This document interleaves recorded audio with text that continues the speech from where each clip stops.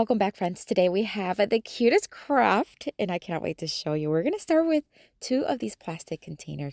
One of them has a mason jar style. I got at Dollar Tree.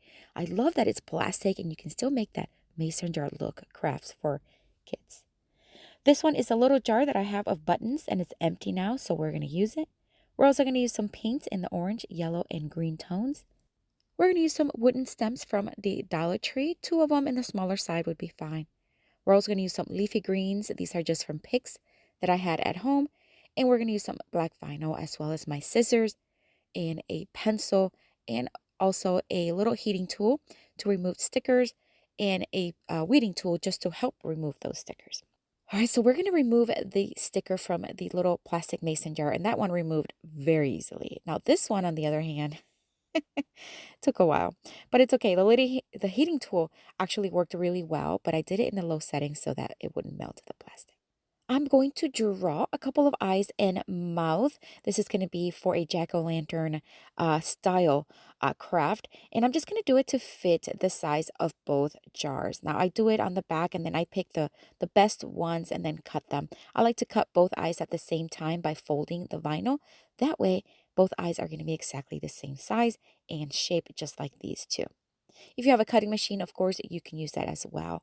Now make sure that, again, the sizes match the jar, and that way it's going to fit nice and pretty towards the front of the jar, just like that. Now we're going to make two little jack-o'-lantern style crafts, but we're going to make them a little different, so you have two different styles that you can do at home.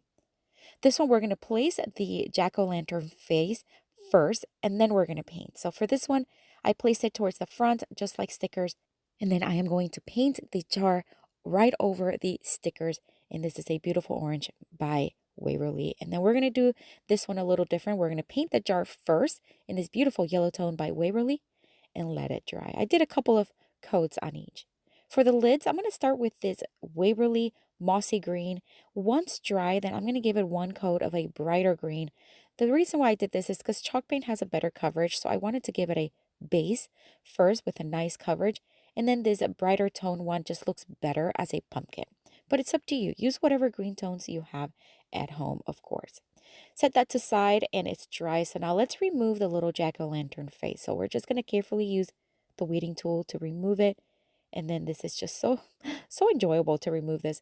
All right, so it's looking so cute. I love it. Now for the other one, we are going to just place it now like stickers. So these are two different ways you can do these little jack-o'-lanterns. The first style is great if you want to put a full candle or maybe some fairy lights inside of it and light up at night. For this one, it's just cute for all day long. So we're going to place the cap on that one. Look how adorable. Oh my gosh. We're going to hot glue the wood stems right on top. The smaller one on the smaller jar, and then the bigger one on the bigger jar. We're going to add the leafy greens, again, just to one side. This is completely optional, of course. You can use a ribbon, you can use flowers, you can, whatever you want, you can give them little bows, whatever you want. All right, so now we're going to place a full candle. This is one of those flickering battery-operated candles you can get at Dollar Tree. Place it right there inside, and I think these turned out absolutely adorable. Such an easy craft you can make with your kiddos.